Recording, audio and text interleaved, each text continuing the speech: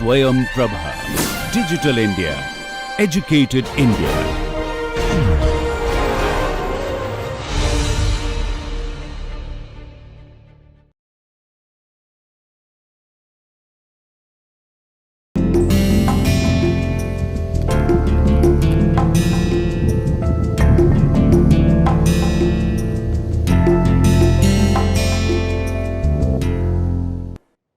Today's lecture will be about theatre. So, theatre is also one of the popular culture forms which is widely appreciated, and this can also be studied from an anthropological perspective, though very few people have actually studied what we understand to be theatrical forms or forms of theatre. Some are called folk theatre, some are modern and theatres that are studied by people.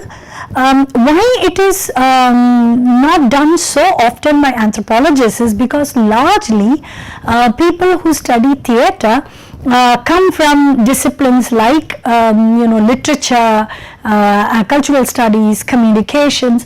These are the fields predominantly from where scholars come from. But that is not to say that theatre has not been looked at all in anthropology. If you go back to say old classical works on social drama, there is some attention being paid to performance. That is, how is an event being performed? Who are the actors involved? How does it start? How does it end? What happens? So, all these things are studied, were mentioned by scholars in the past as well. Anthropologists like Victor Turner have all mentioned about drama and theatre. More recently, the scholars who are looking at theatre forms follow what is known as the performance studies school. They use theories from performance studies to look at these things. Now, they can be not just about theatre, they can also be about dance or music as well. Now, in this lecture, I will concentrate more on forms of theatre. Now, why is this important and how does it come into a discussion about popular culture? One is that there were forms of popular culture even before mass media came into being. So, we have to understand that very clearly. Just because today popular culture predominantly refers to movies or digital media or something, does not mean that there was no form of popular culture before these modern forms of communication came into the picture. On the other hand, there have always been some forms of popular culture that have been very much liked and appreciated by people.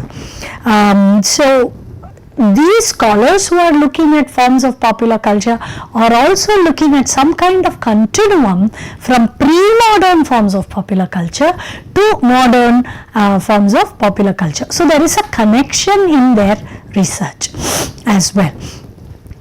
So, one factor we have to remember is that popular culture does not begin with studies of cinema. There have been forms of popular culture or even the printing press. These forms have existed even before. Now, what we mean by theatre? Now, this is something that we have to understand a bit clearly, because in India, when we say theatre, we refer to that space, geographical space and the sort of architectural space in which movies are screened. So, we will say I am going to a movie theatre, for example. Now, in many parts of the world and even within India amongst many people, theatre refers to what is otherwise known as drama. Now, drama can be on television also, and drama can be played live on stage as well. So, what is referred to as theatre in this discussion and largely in literature also is are performances which are performed live in front of an audience on a stage or somewhere. Even without a stage, some performances are live and performed to the audience. So, here we mean a different kind of theatre. And India is actually a very rich place in that sense to study theatre forms, because we have a lot of regional vernacular theatre forms which have been going back centuries. One would be in Rajasthan, for example. If we go across a map of India, almost every state will have one particular form of theatre which is been there for a long time. So for instance, in Tamil Nadu, there is a very popular form called Terukuthu. Terukuthu means street dance or something, if you literally translate it.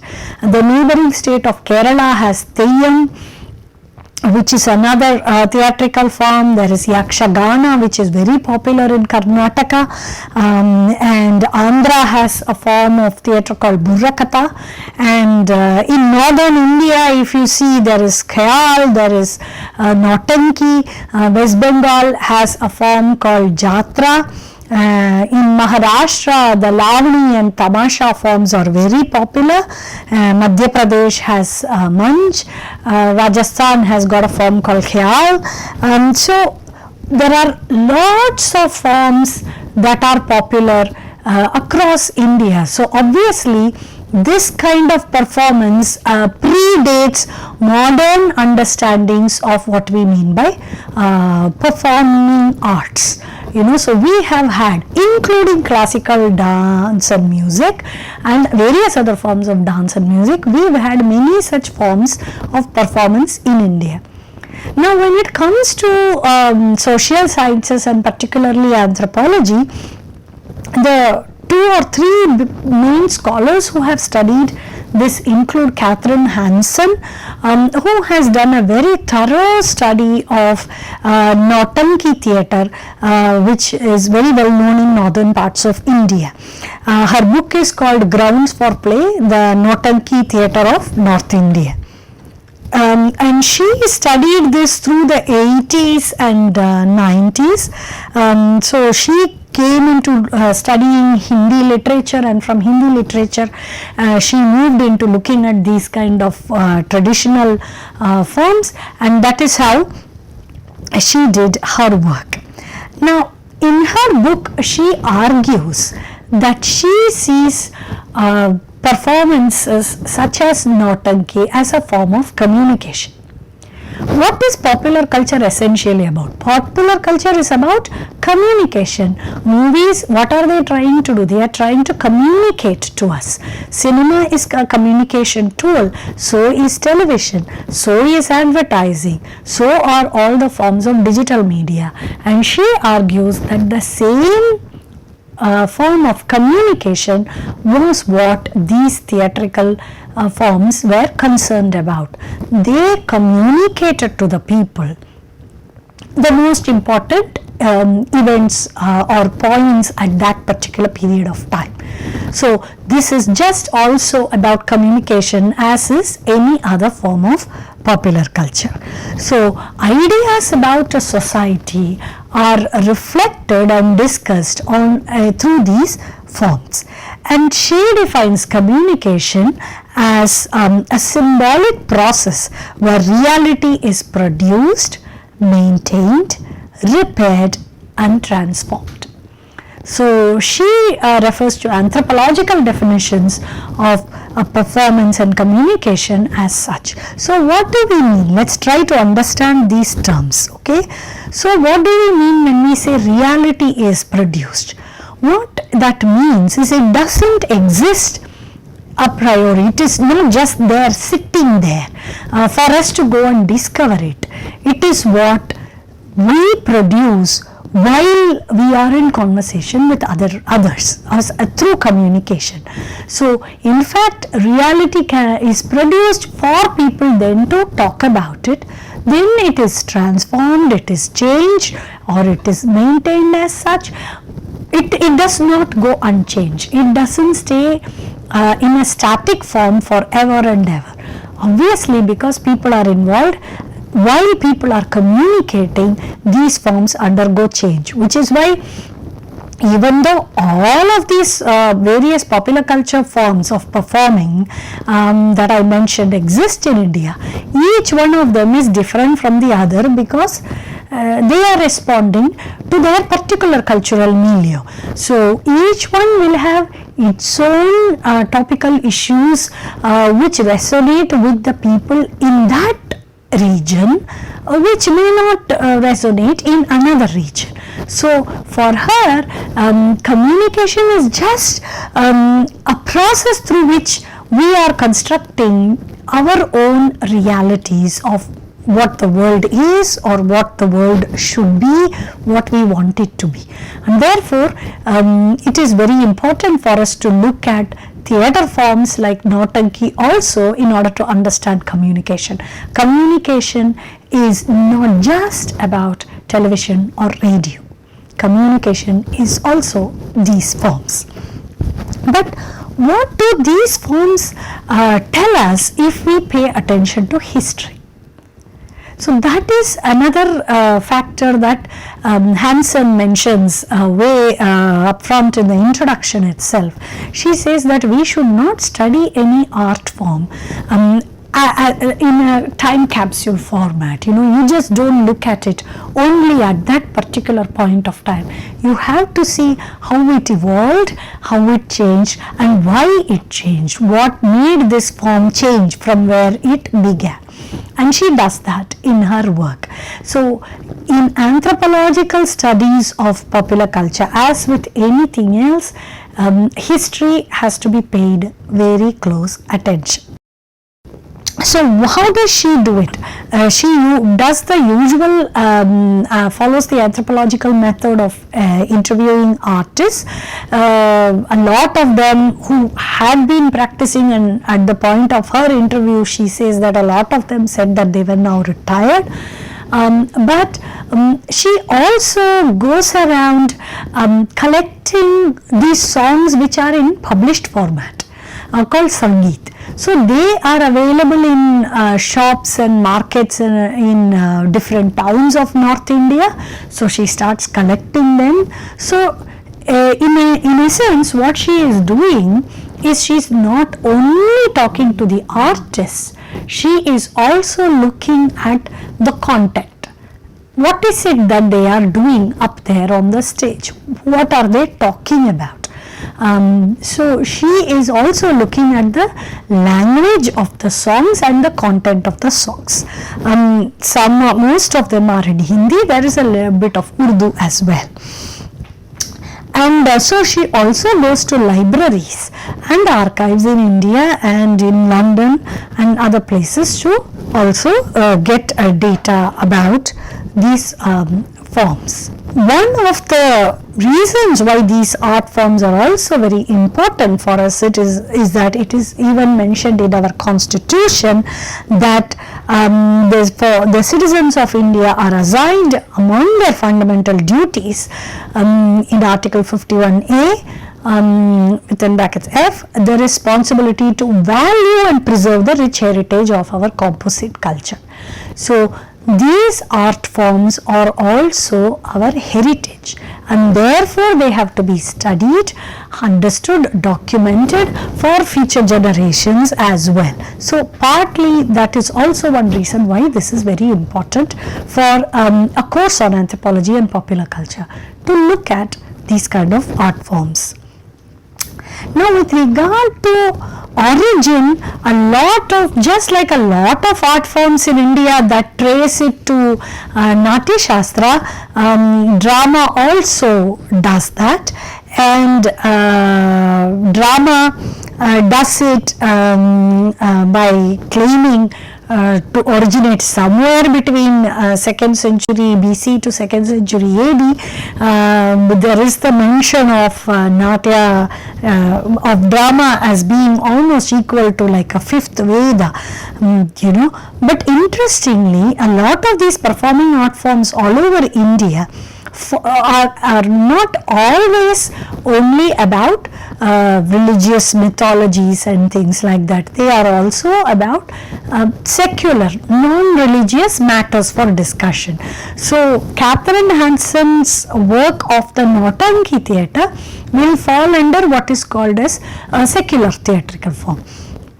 There are many forms where a lot of the performance will be drawn from stories from Ramayana or Mahabharata or any other mythology.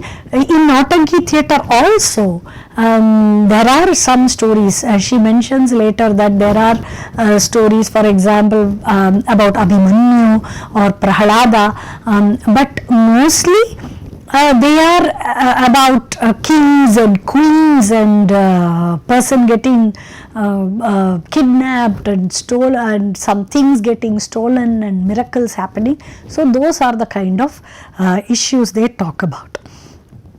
The ancestor for this theatrical form of Nautanki is the Parsi theatre of Bombay. So, it is called Parsi theatre because a lot of people from the Parsi community were involved, who were in turn inspired by theatre that they saw by the English. So, largely the performances will have a stage and a proscenium and all that stuff. So, both in terms of material and in terms of the structure, there was a bit of borrowing from Parsi theatre also for Nautanki. So, there is the European influence.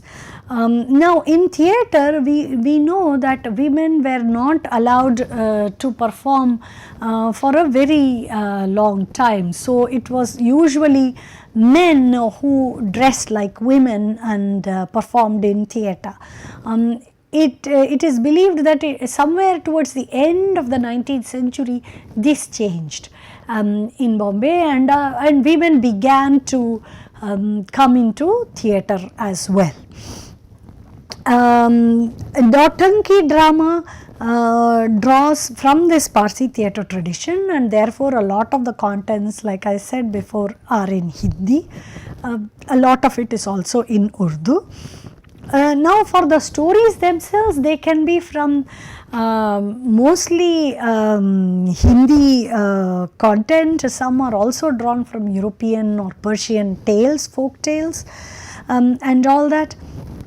So, once these popular theatre forms started declining, these local art forms started gaining more interest amongst the population. Some of the popular dramas of Nautanki theatre are, Sultana Daku, it is very popular, Al-Haudal, Indal Haran, Laila Majnu. These are stories that we all, a lot of us also know. They are also performed in other theatrical forms across the country. And Hindu mythologies, like I said about Abhimanyu and Prahalada, these are also part of the content. Now, what does Nautanki mean? Why that name? Now, apparently the word Nautanki actually means that a woman who weighs only 36 grams, very light person. So, obviously this is an imagination, and this theatrical form is mostly found or practiced or followed in northern Indian states of Uttar Pradesh and Bihar. In some, it is also called swang in some places, and it uses a particular dialect of Hindi called Khadi Boli. And here in Nautanki, there will be singing with a lot of instruments on stage, and even in Nautanki also women started performing only sometime around the 1920s or so. Till then it was mostly men, women were not allowed to dance on stage. Some of us may recognize the depiction of this dance form from the movie Teesri Kasam, which was acted by Raj Kapoor, the famous Hindi actor Raj Kapoor, and Wahida Rehman, where Wahida Rehman plays the role of a woman in the Nautanki theatre. And she is traveling with this theatre, so they go from place to place, and she goes to a particular village where she encounters this villager who is very much drawn to her, but eventually the reputation of a female performing artist gets to become an obstacle in both of them reconciling their affection for each other. So, and this movie, The Third Vow, as the title is translated, is drawn from a novel by a writer called Phanishwarnath Renu, a very famous writer in Hindi literature. And this novel talks a lot about the location of Nautanki theatre in the context in North India, and though the focus is on love and romance, it was also sort of documenting the relationship between women in the theatrical form, in these forms of art, and the way society looks at them, and the relationships these women are able to afford in their real lives, and also how people look at gender and performance. So, in also the anthropological works on theatre forms, one theme consistently running through, we will look at 2 or 3 other forms as well, is gender. So, gender attitudes and gender stereotypes are also played on in the content, in the status that these artists occupy in the society. So, while this art form is appreciated and followed for entertainment, the artists themselves struggle significantly to achieve acceptance and status in society because of their association with this art form. So, in her book, she talks about many artists. Catherine Hansen talks about many of the artists, particularly about a very famous artist called Gulab Bai from the Nautanki theatre, and she also mentions some of the very popular plays, Nautanki performances like Sultana Daku and others. And Teesri Kasam is also, the song is also available on YouTube for those of you who want to understand what this Nautanki theatre is about. It is a good reference point to look at. Now, somewhat similar from another geographical context is the special drama by Susan Sizer. Susan Sizer looked at special drama, which is a form of performance in Tamil Nadu. So, now we are moving to South India. Susan Sizer is also an anthropologist, and she used anthropological methods to look at special drama in the cities in southern Tamil Nadu. So, particularly Madurai, which is about 500 kilometers from Chennai and further down. And she sort of followed these women. So, she did what we call as participant observation. So, she traveled with them wherever they went, and she sat with them, she observed their performances, and then she comes to the conclusion that it is about largely about gender and performativity. And this drama, like Nautanki theatre, a lot of these dance performing arts forms, interestingly, are also performed at night, late evening, and going, some of them will play through the night. So if there are big melas or big temple festivals, for example, which run for 2-3 days, then you will have some place where these forms are playing through all night and audience are watching them. Of course, as it gets darker and darker, the audience will be mostly men. There will be fewer women or no women at all in some cases in the audience. And that is the case with special drama artists also. So what is special drama? Now special drama differs from other forms of drama in Tamil Nadu in that they are also what one would call as more secular forms.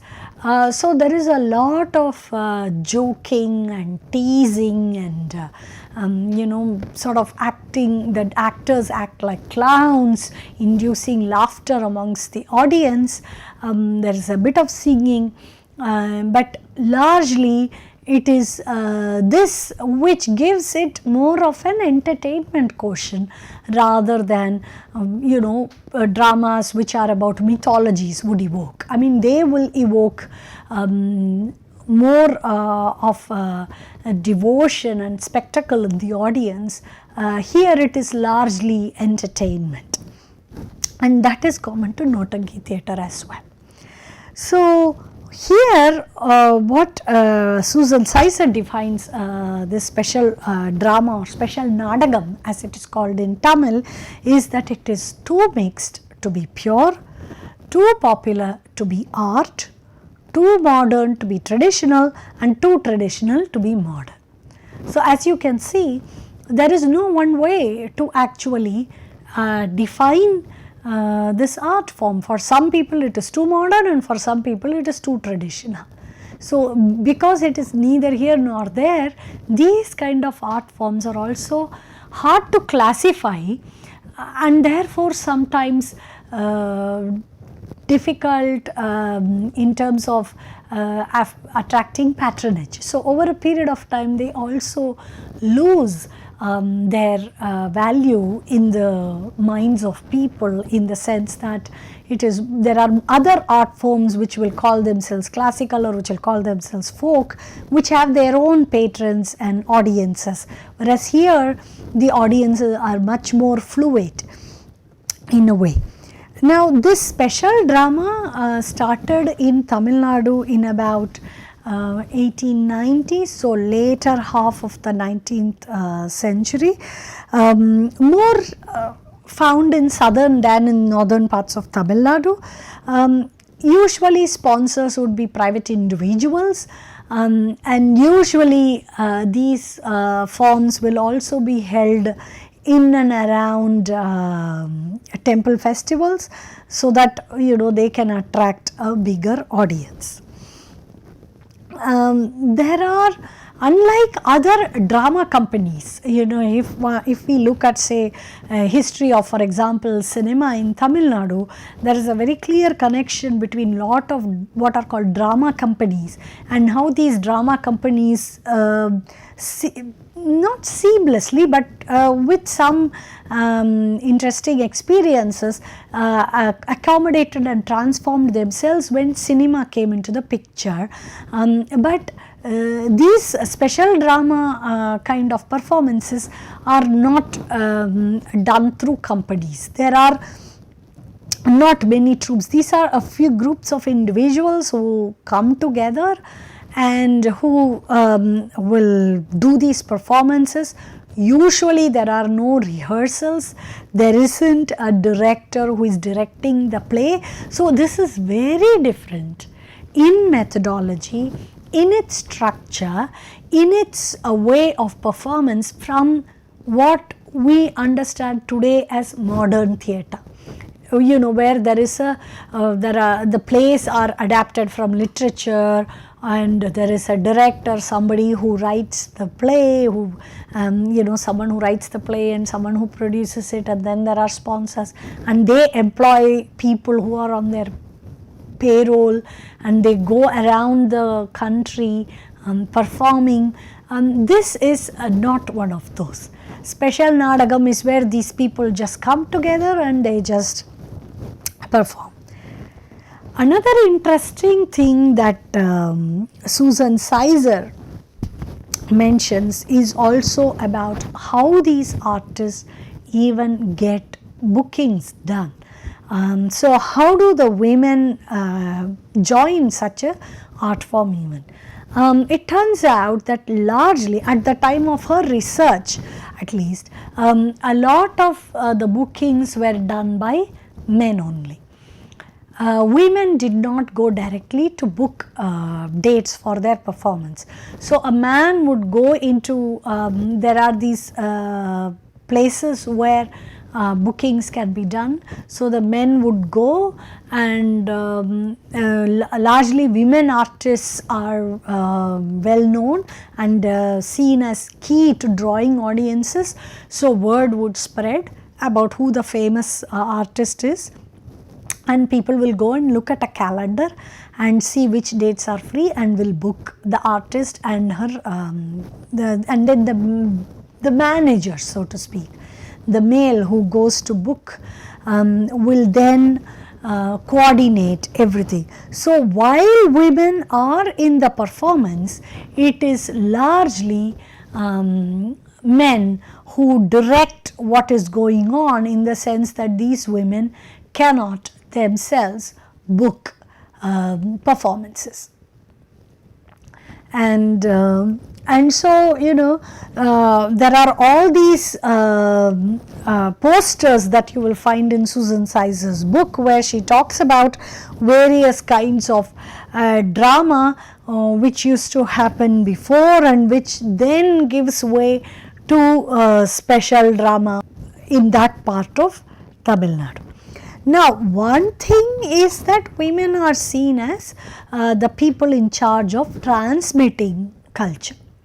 Like, you know, they are the ones who are going to tell the other people about. So there are scenes from this drama which are available online that Susan Sizer has uploaded, where a man can be seen, the play will start with the wife being very harsh to her husband, not the play but that particular performance, and by the end of it we will see that the husband has sort of disciplined his wife, and everyone agrees that you know, that that's how it should be. So the sort of the norm is reinstated, so to speak. So these are also not necessarily always about resistance. In fact, Catherine Hansen also mentions that. So she says, she kind of cautions us, don't always look at popular art forms as only about resistance, nor should we assume that they just cow down under pressure to the hegemonic forces and it's all, you know, they have no agency. She argues, Catherine Hansen argues, that neither of this is true. Sometimes these performances are also a way to just express that tension that remains between the normative and the individual desires or collective desires, whatever that may be. So, in some sense, special drama forms are all not necessarily about resistance, just because, you know, there is no company and there is no manager and there is no owner or employer or anything like that. What is also interesting, if you read Susan Sizer's work, is the desires of these women, the aspirations of these women artists. She does a very good job of, you know, following these women, being with them, you know, the kind of hanging out that Geertz talks about. And what we find is that they also desire to be acknowledged as good women, as they say. They also want to be just recognized as quote unquote a good woman, a woman who will not travel alone at night. So for example, if these people have to go from say one city to another city, they will only travel in groups. They don't go alone. they will always be very clear about the spaces where they have to dress and apply makeup for a performance. The women, like I mentioned before, do not go to book the dates. Someone else, a male, usually goes and does that. So in some sense, they also feel that they need to conform to societal norms about the good woman. And it is more difficult for them because they are also women who are performing women. They are also out there on the stage performing largely to a male audience. So this complicates the picture even more for them. So she kind of documents some of these women's lives, and we will find that a lot of them are indeed married because that is what they desire. And in many cases they are also married to men who are already married. So there is that kind of search for respectability that she talks about. And another thing that she covers in this work is also about caste and performance, which kind of art forms are performed by who and how, and that also is a very interesting thing to observe. What has also happened more recently is the withdrawal of patronage to these art forms, and of course when Susan Sizer conducted her research, the digital media was not in the picture. So one can only imagine what kind of challenging circumstances these people must be dealing with now today, because there are multiple ways in which people can get entertainment. Why go to only this performance?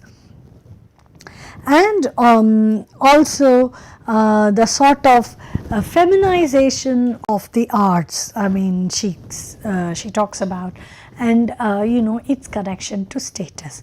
So largely a lot of her work has a lot of parallels with Catherine Hanson's work in looking at the kind of the place that women occupy in the theatre, in that performing art form, and also about the larger discussions on gender and the normative in these art forms through the plays and performances they put out.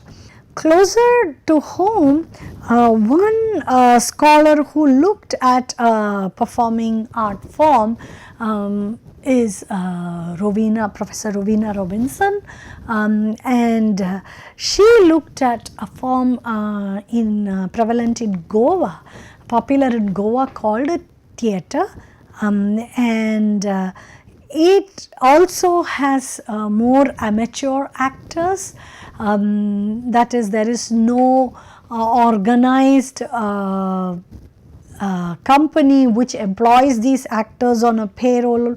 They are all there just for the love of performance, and they sort of come together, perform, and then go back to their regular day jobs. And in Goa as well, interestingly, so we have already seen one art form from North India, UP, Bihar. We have seen another art form from Tamil Nadu, which is in South India, and then we go to Western India, and the art form that Rowena Robinson looks at also is predominantly occupied with issues of gender, family, duties of family members to each other. These are the main topics of theatre in Goa. However, in addition, and this is also more of a secular art form like special drama and Nautanki, but in addition, where Nautanki and special drama are more confined, if one may say so, about their focus on entertainment, in theatre in Goa, the issues are a little more than just about family and gender dynamics. They also talk about, for example, the impact of tourism on Goa. So, we all know that tourism is a very important aspect for the state of Goa. It brings an enormous revenue, but for the people that live there, it is also what causes, for example, increase in price of commodities like bread or vegetables or something like that. So, for the people that live in Goa, who go to these theatre performances, it is also the theatre where they talk about effect of tourism on Goa or migration. Huge amount of migration by young men from Goa to places outside, to the Gulf countries or elsewhere, and that is also talked about. So, in an article, Robinson looks at the content of several plays that are performed through this theatre, and the conclusions she draws are about focus on family, but also about migration, also about tourism, also about the language, Konkani. And the difference between the older generation and the younger generation in their attitude to the native language spoken in that part of India, in that state. So, one thing is modernity. So, therefore, these theatre forms here in the Goa theatre form at least, issues are more about concerns with modernity and what it is doing to the life as they knew it in Goa. Men leaving means that women are staying behind and women are managing, and while the patrilineal and the patriarchal norm is reinforced through these plays, in reality it is also very challenging for the women to keep it up, while also simultaneously managing all the things that men used to do before.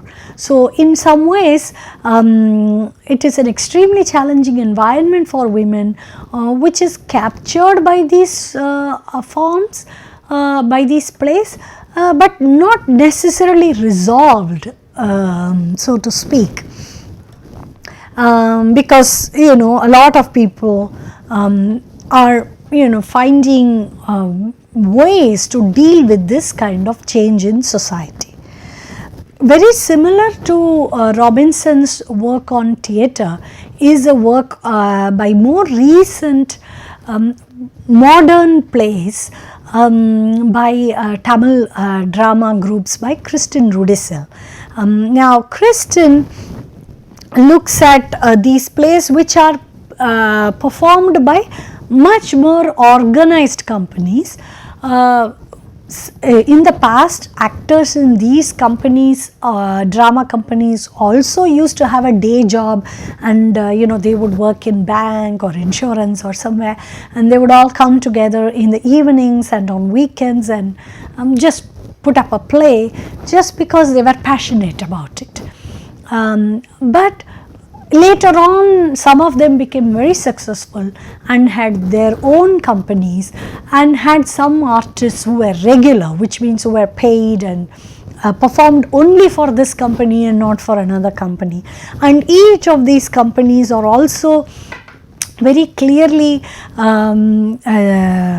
differentiated based on the content of their drama. So, there are many big names in this kind of Tamil drama, such as Y.G. Mahendran, Crazy Mohan, Kathadi Ramamurthy. So, each troupe, each company will be known by this lead actor, director, performer's name. So, Rudisill has been following this drama scene for a long time now. And what she finds here, in contrast to Catherine Hansen or Susan Sizer, is that these modern plays have a predominantly upper caste, middle class, urban audience. So, while Nautanki and special drama and even the Goan theatre form is performed. Goan theatre is performed both in cities as well as in the villages, whereas special drama would be mostly in the smaller towns and villages in and around Madurai. Whereas Catherine Hansen's documentation of Nautanki shows that it is more of a rural art form. Here what Rudisil is talking about are more urban art forms, and they also are predominantly about a critique of modernity and globalization, but from a very, what one would call a conservative perspective, where the sort of the patriarchal norm, the patrilineal norm is sort of seen as the traditional norm, and there is a lot of nostalgia in many of these plays. So some of the themes which would be found more commonly in these plays in Tamil by these modern groups would be, for instance, about migration to United States, because a lot of migration from Tamil Nadu amongst the skilled workforce happens more to United States, particularly because of the IT industry. So that would be a topic. There is also a lot of discussion about, say, caring for elderly people. If all the young people go, who is going to look for them, look after them? And about marriage. In the past, they also used to talk a lot about dowry. There is a lot of discussion about family structure, the joint family versus the nuclear family, and which one is best suited and which one is not. So there is a lot of harking back to the past, but also there is a lot of humor. And people are attracted to this art form predominantly because of the humor involved. That it is so funny brings a lot of people to these performances. These artists also go abroad and perform in the gatherings of the communities settled in US and other places. For example, in Singapore or Malaysia, where there are huge Tamil diaspora present, is present, these companies are also seen to be traveling and performing, and that is not something we see very much with special drama or Nautanki theatre, for example. So, like in conclusion, what is the point of these performing art forms? So one is, there is this constant effort to distinguish between classical or is it folk. So trying to classify is one thing, but is this classification a continuum or a hierarchy? That is one question. What we understand today to be a classical performing arts form, are we to understand it as a sort of a continuum from a pre-modern folk form, or are we to understand the classical as occupying a higher place in the mind of the general public over the folk art form? So then classification of art forms is one topic, which is always a dilemma that popular culture forms have to confront all the time. Another one is the status of the artists themselves in the social hierarchy. Where do these people come in our understanding of social hierarchy? And oftentimes we find many such studies, like I said, have been done on many art forms across the country, and oftentimes we find that the ones that are classified as folk, the ones that are more rural based, are also performed by people coming from lower socio-economic backgrounds. Now whether the background of the artists render the art form lower in social hierarchy or vice versa, this is also a question to ponder about, and scholars would argue that there is a very close connection between the two. Another one is also about art forms which are not so much about performance, that is art forms where there is not so much movement of the body, whereas for example singing, as opposed to art forms where we have artists performing, moving, walking up and down, doing something. Now, the other question that the artists themselves are also focused on, and through the art form a society articulates, is the notion of respectability. What is respectable behavior? How should a woman behave? What should a family be like? What is the responsibility of children towards parents, or wives towards husbands, or a daughter-in-law to her husband's family? So, and what will make it more respectable? So, this respectability is a very important topic that all of these forms tell us we should look at. Another point, an obvious point, is about gendering of performance. Performance is not neutral, it does depend on who is performing, whether it is a man or a woman who is performing makes a huge difference. And so we also have to not just look at an art form as such, but also ask more closer questions. Who is the audience? What is the space where the art form is being performed? What time it is being performed? All of these things come together to accord the status that the art form then occupies, goes on to occupy. It may not be a permanent, it is not fixed, it's not static, it goes up and down. So, Nautanki was once upon a time a very popular art form, not so much now perhaps, or special drama might be finding it more difficult to survive in the midst of occupation with cinema and television and digital media in a state like Tamil Nadu. So, we also have to look at what lends these art forms more respectability, and and all audience and spaces of performance also add to that.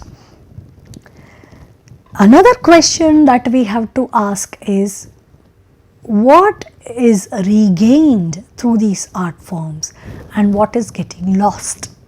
What did we have before that we don't have now, and what is it that we have now that we did not have before? And this is not a question which is only related to performing arts. This is a question that we will have to constantly ask ourselves as we look at popular culture as an arena of study. And lastly, also about performing as arts as a site of resistance. Anthropological insight would tell us to be much more careful in looking at these art forms as only sites of resistance.